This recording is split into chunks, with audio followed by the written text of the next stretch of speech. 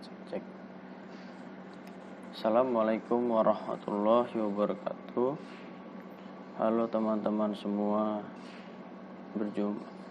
berjumpa lagi dengan saya Jody.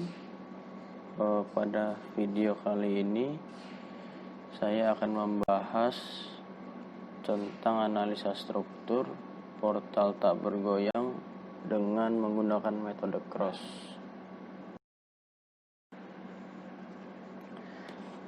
Langsung saja masuk ke pembahasan soal. Diketahui sebuah struktur portal tak bergoyang seperti gambar di atas diminta untuk menghitung dan menggambarkan bidang, momen, lintang, dan normal pada struktur tersebut dengan metode cross, serta menghitung pula reaksi perletakan pada struktur tersebut. Adapun tahapan penyelesaian analisa struktur dengan metode cross yaitu yang pertama mencari momen primer, kedua mencari faktor kekakuan balok, yang ketiga mencari faktor distribusi balok, yang keempat membuat tabel distribusi, yang kelima cek analisa free body, dan terakhir menghitung dan menggambarkan bidang, momen, lintang, dan normalnya.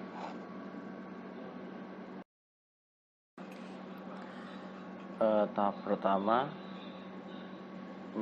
menentukan momen primer. Di sini momen primer itu adalah momen jepit ya sebenarnya. Momen yang terjadi pada ujung balok yang dikarenakan adanya pengaruh dari beban yang diterima pada balok. Jadi di sini pada titik EC itu kan merupakan jepit sendi ya. Terus balok itu menerima beban merata di sepanjang bentang, maka rumusnya QL kuadrat plus QL kuadrat dibagi 8, hasilnya minus 4 ton. Kemudian pada titik EF atau sama FE sebaliknya, karena tumpuannya jepit-jepit, balok tersebut menerima beban merata di menerima beban sepanjang bentang, maka rumusnya QL kuadrat dibagi 12, hasilnya plus 6 ton. Untuk titik FD itu balok FD menerima beban sebesar 6 ton pada tengah bentang ya, maka rumusnya 3PL per 16, hasilnya plus 4,5 ton. Dan terakhir balok EA itu sama seperti FD, ada beban terpusat yang berada di tengah bentang, maka rumusnya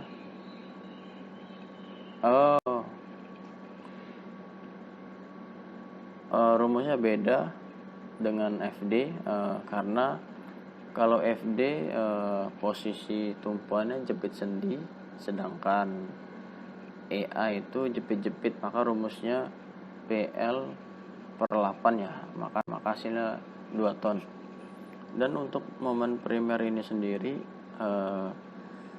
kita nggak perlu, kalau misalnya kita nggak hafal, kita bisa melihat referensi saja, bisa dari modul, buku, atau dari browsing internet juga ada.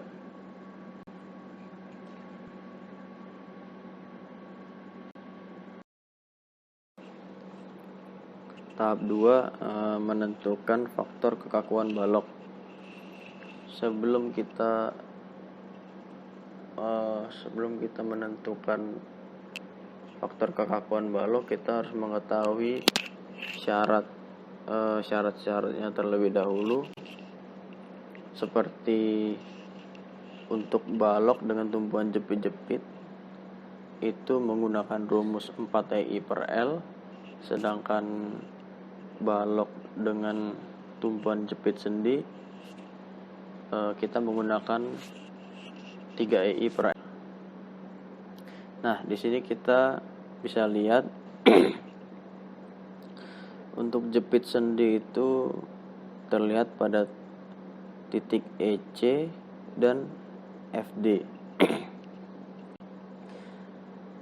Kemudian untuk titik EF, EA, FE dan FB itu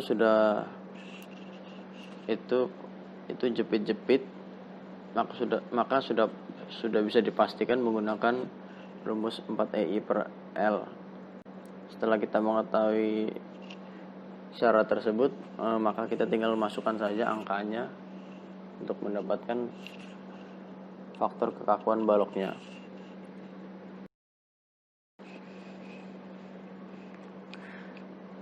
Tahap 3, menentukan faktor distribusi balok. Pada tahap ini bisa kita lihat, kita cukup mengetahui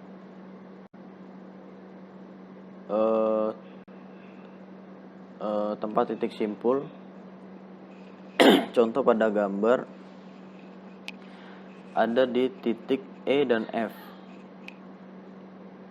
Setelah kita mengetahui titik simpul, maka kita tinggal membagi faktor kekakuan batang dengan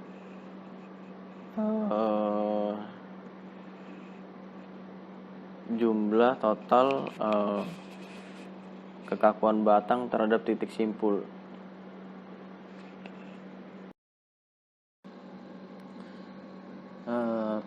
Masuk tahap 4, membuat tabel cross yang sering kita sebut biasanya tabel distribusi momen ya. Pada tahap ini kita buat rekapnya dulu, kita bikin rekap terlebih dahulu, titik, balok, faktor distribusi balok, kemudian momen primernya kita masukkan terlebih dahulu. Kemudian untuk mencari distribusi momen pada titik simpul, kita jumlahkan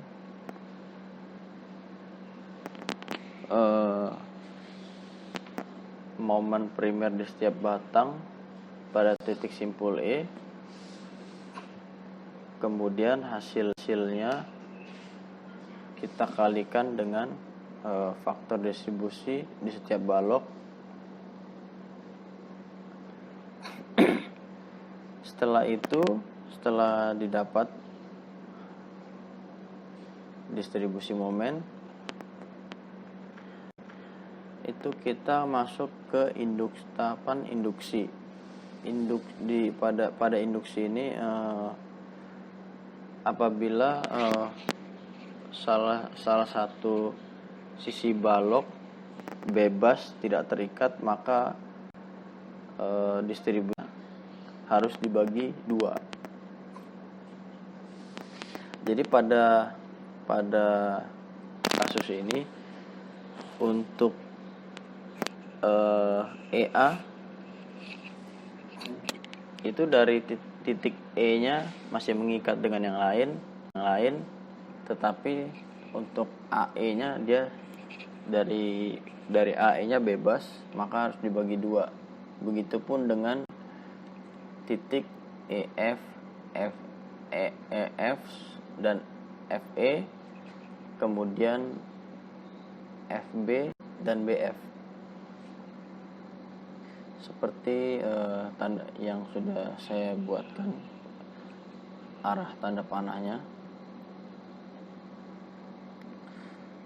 Setelah itu kita lakukan lagi distribusi momen.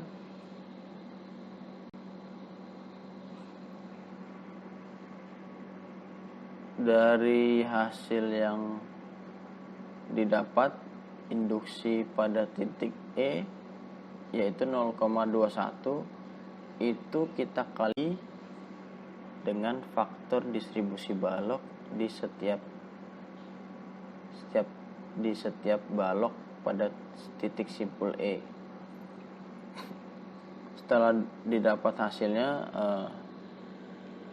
sama seperti yang di atas, kita lakukan induksi pada balok yang salah satu sisinya bebas, tidak terikat. Kemudian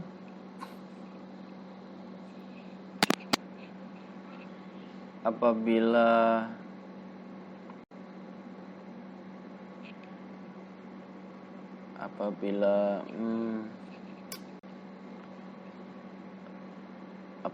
sudah ada nilai 0, 2 setelah koma, ada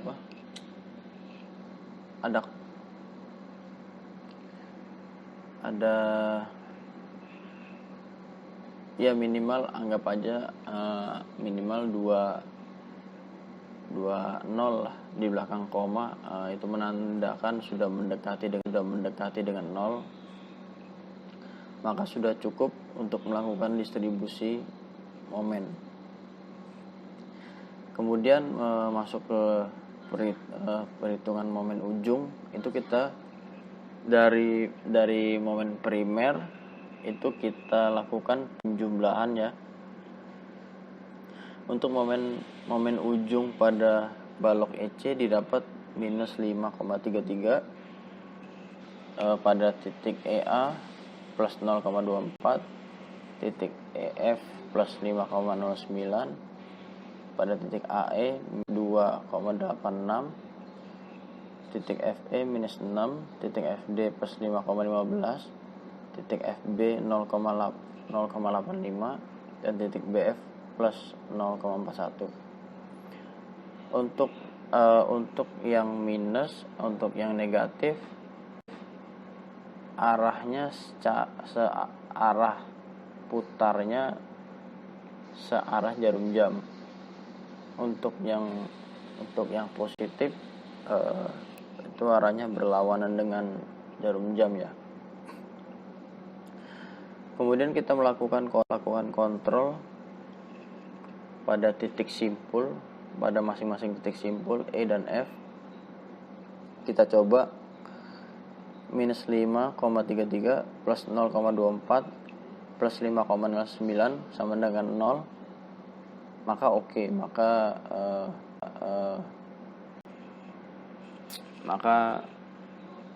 kontrol tegangan dianggap benar.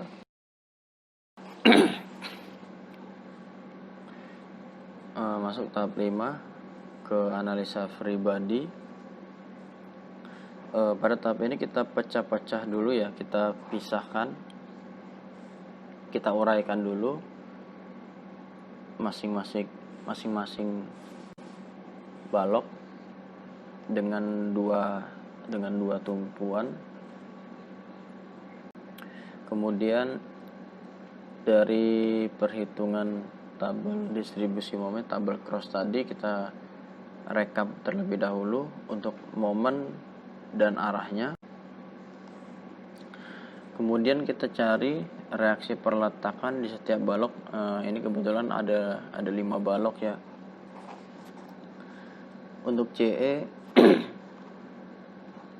contoh untuk untuk balok titik CE itu tumpuan sendi jepit dengan beban merata 2 ton per meter, maka sudah bisa dipastikan reaksi perletakannya itu 4 ton ya. Untuk titik EF sama 6 ton 6 ton karena beban merata ya, dibagi dua. Kemudian titik FD itu jepit sendi ya, dengan beban terpusat sebesar 6 ton. Ini juga sama, karena berada di tengah bentang maka dibagi dua, 3 ton. Kemudian pada titik EA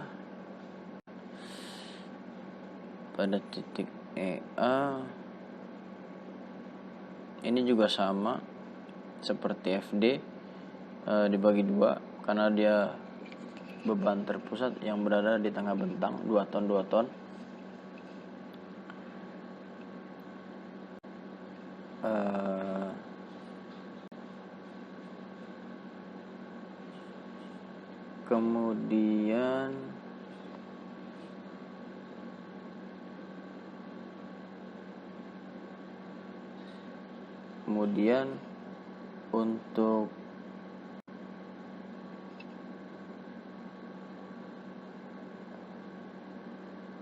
Kemudian untuk ini untuk FB ini sebenarnya tidak ada beban ya, tetapi baloknya mempunyai momen, maka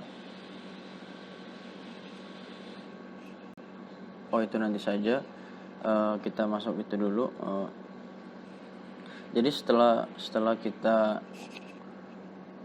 mendapat reaksi perletakan di setiap balok, kemudian kita beri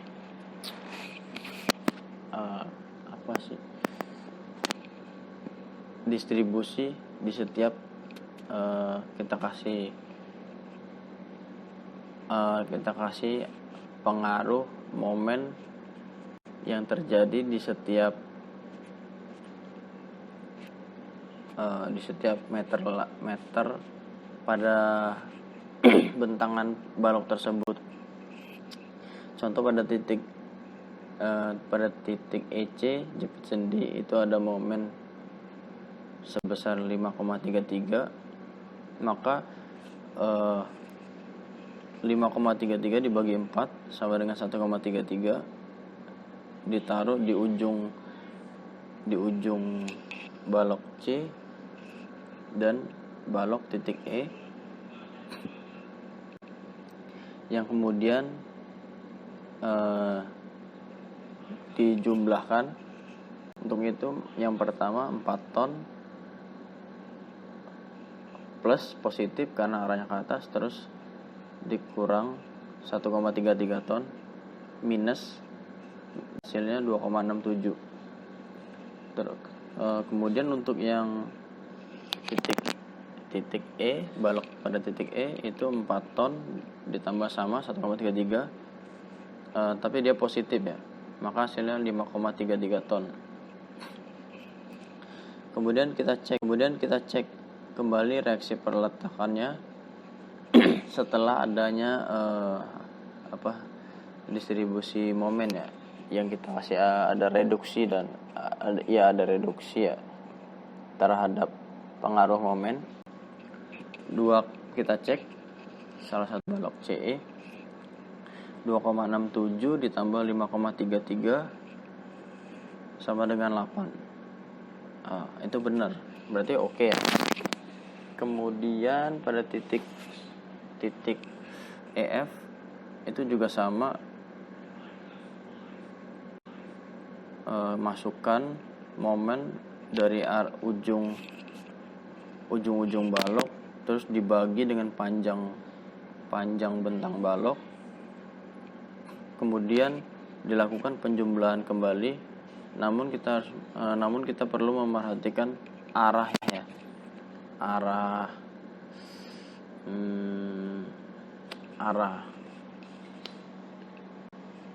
distribusinya, arah pengaruh terhadap momennya. Langsung saja kita cek 2 kali 6 12 5,85 ditambah 6,15 12 ya, berarti oke. Terus pada FD itu yang semula 3 ton karena ada pengaruh pembagian merata momen, maka menjadi 4,29 ton dan 1,71 ton. Kemudian pada titik EA sama, dilakukan perkalian momen terhadap melakukan perkalian momen sepanjang bentang balok, maka didapat hasilnya pada titik A 2,6555 dan titik E 1,345. Begitu pula pada titik FB ya. Ini hasilnya 0,316 ton.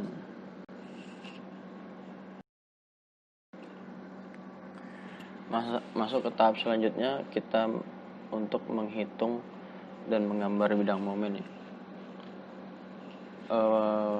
Untuk bidang momen tadi yang kita lihat yang ada pengaruh beban hanya balok CE, EF itu beban merata, kemudian balok FD beban terpusat di tengah bentang, dan juga balok AE sama seperti balok FD, ada beban terpusat di tengah bentang. Itu langsung saja ya, momen maksimal MX sama dengan RCE dikali X dikurang setengah Q, Q-nya 2 ya, X kuadrat sama dengan 2,67 X min X kuadrat. Kemudian kita turunkan ya, maka 2,67 min 2X sama dengan 0, maka X sama dengan 2,67 dibagi 2, hasilnya 1,335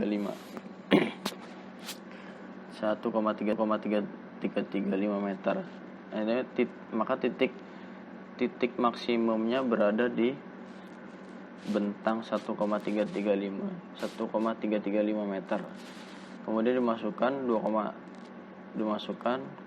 momen maksimum sama dengan 2,67 dikali 1,335 dikurang 1,335 kuadrat, hasilnya 1,782 ton meter. Untuk balok EF sama ya, tinggal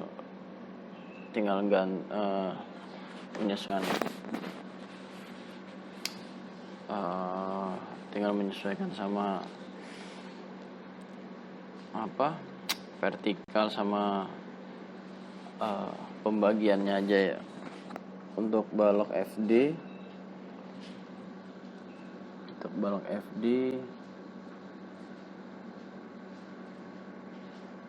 untuk beban terpusat yang berada di tengah bentang itu kita pakai reaksi perletakan RFD dikali X min momen di FD, maka 4,29 dikali 2 minus 5,15 sama dengan 3,43 ton meter. Untuk blok AE kasusnya sama ya, maka tinggal masukkan saja rumusnya dan momennya juga sudah ada, maka hasilnya 2,45 ton. Kemudian kita menghitung bidang lintang dan normal. Untuk lintang di CE itu yang tadi yang udah itu bisa kita lihat, sebenarnya ini bisa kita lihat dari analisa free body tadi. Namun untuk memperjelas kita perlu mengecek lagi untuk tahapannya ya. Untuk DCE 2,67, DEC minus DEC 2,67 dikurang 2 kali 4 dikali 2 kali 4 itu beban rata ya, Q-nya 2, sepanjang 4 meter sama dengan minus 5,33. Kemudian DEF minus 5,33 ditambah 11,18. Ini maksudnya dari bawah minus 5,33 dulu, baru naik lagi menjadi 5,85. Untuk DFE 5,85 dikurang 2 kali 6 sama dengan minus 6,15. Kemudian DFD sama dengan minus 6,15 plus 10,44 sama dengan 4,29. Dicek saja sebenarnya untuk bidang gaya lintang itu sendiri sebenarnya sudah persis sama ya dengan hasil analisa pribodi yang telah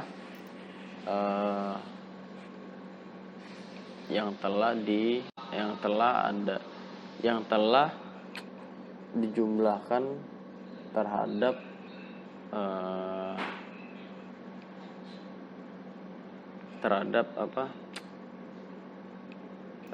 yang dilakukan terhadap pengaruh momen setiap bentang, maka hasilnya pasti sama.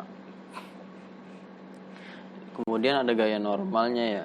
Gaya normalnya karena tadi pada posisi balok EA itu ada beban terpusat yang berada di tengah bentang. Maka ini kita ada nilainya NBH sama dengan 10,44, untuk NAH 11,44, untuk NFH 0,16, NEH 1,661 ton. Terakhir menggambar ya. Untuk menggambar pasti semua teman-teman sudah paham ya. Kalau untuk momen apabila dia keadaan tertekan maka itu positif ya. Kalau negatif itu di atas. Kemudian kalau beban terpusat atau beban normal maka garisnya tegak lurus, vertikal horizontal. Namun untuk beban merata itu curve ya, bentuk ininya seperti curve ya. Kemudian ada bidang lintang. Ini yang saya bahas tadi. Sebenarnya dari menghitung gaya lintang itu sendiri bisa diambil dari acuan analisa free body. maka kita tinggal menggambarkan saja. Hanya saja apabila kita hitung kembali maka kita akan tahu arah dan batasan mulai dan berhentinya, stopnya arah panah.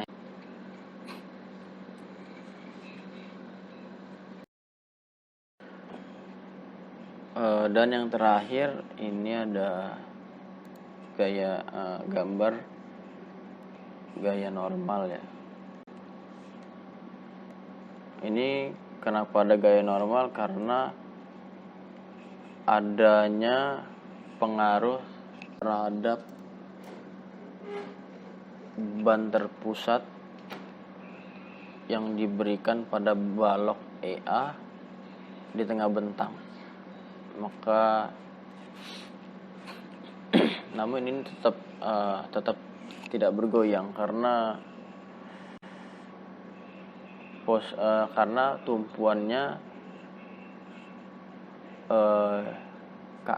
tumpuan kaki jepit dan posisi bebas di titik C dan D itu sendi ya, maka portal tidak akan bergoyang. Demikian pembahasan kali ini mengenai analisa struktur portal tak bergoyang dengan metode cross. Semoga bermanfaat. Saya mohon maaf bila ada kesalahan kata. Wabillahi taufiq wal hidayah. Wassalamualaikum warahmatullahi wabarakatuh.